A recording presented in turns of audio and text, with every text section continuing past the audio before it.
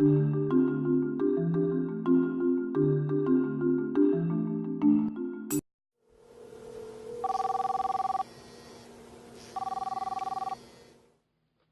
of us are incapable of navigating our day without our cell phone. We use it to call and text friends and loved ones. We rely on it for directions, we take pictures, we send emails, we sleep with it and wake up to it. But not many people know what actually goes into the production of this prized and necessary possession. In addition to the wide range of plastics and metals from which our phones are composed, practically every cell phone requires 4 minerals that are plentifully mined in the Democratic Republic of the Congo: gold, tantalum, tin, and tungsten, or 3Tg. Tantalum stores electricity, tin is used for the circuit board, tungsten is used for vibration, and gold coats the wiring. There are over 5 billion active cell phones worldwide. So the Democratic Republic of the Congo must be making a lot of money and benefiting greatly, right? Not quite. 70% of the DRC lives in absolute poverty, 85% are unemployed, and the United Nations rated the DRC 186 out of 187 on the 2013 Human Development Index. These minerals are called conflict minerals for a reason, and rather than a blessing, these minerals are what many call a resource curse. Cell phone production has been a driver of civil conflict in the DRC that has resulted in the loss of over 5.5 million Congolese people over the past 2 decades.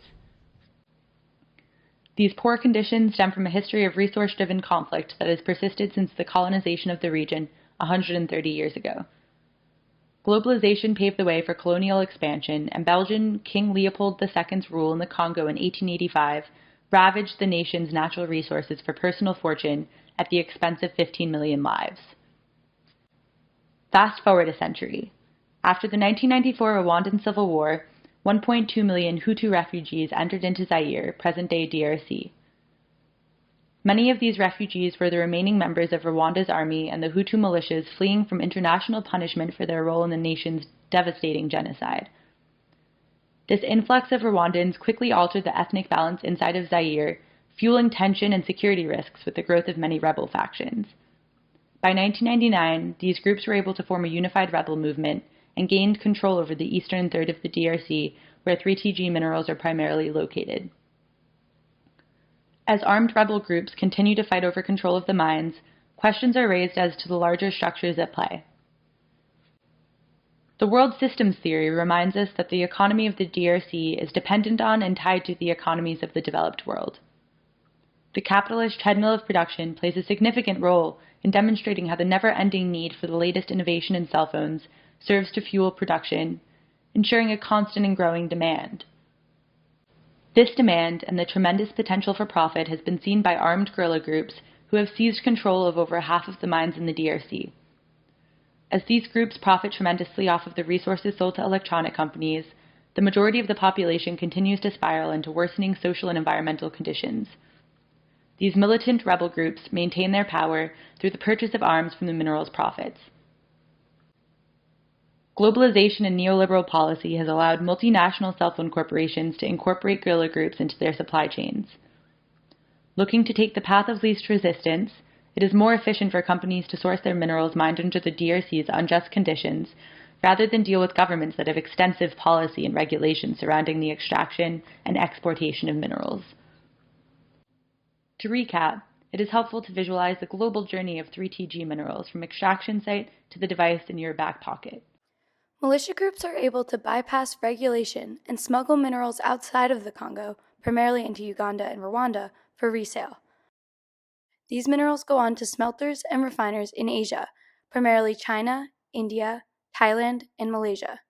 Once processed, the minerals are incorporated into cell phones and shipped to consumers across the world. Once conflict minerals reach the smelting stage, at which they are refined and mixed in with other minerals, they become virtually untraceable. When consumers like you and I purchase a cell phone, we're often ignorant to the true price tag on our newest product. Now, let us break down the true cost.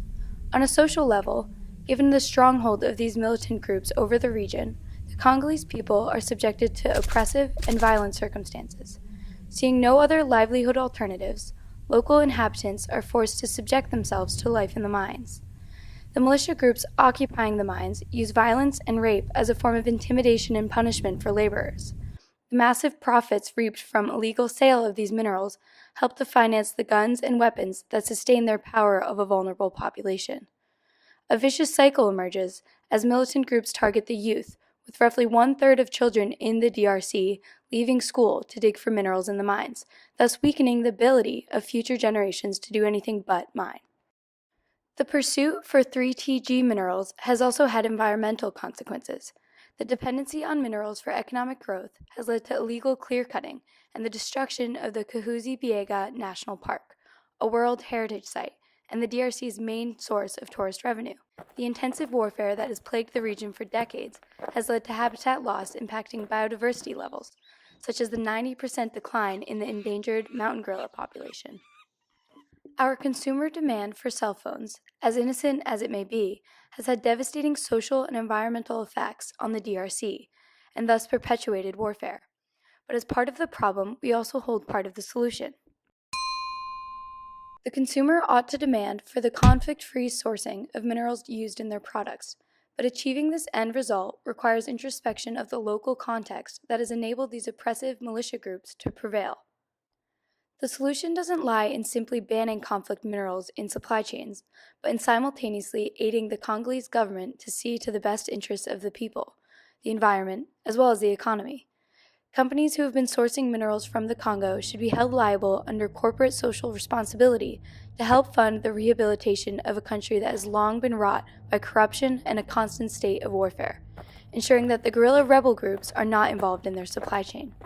Without such mitigative efforts, militant groups can simply switch to selling other commodities known to the DRC, such as palm oil, charcoal, and marijuana, which although these products won't bring in comparable profit, is enough to sustain their presence and continue destabilizing the DRC.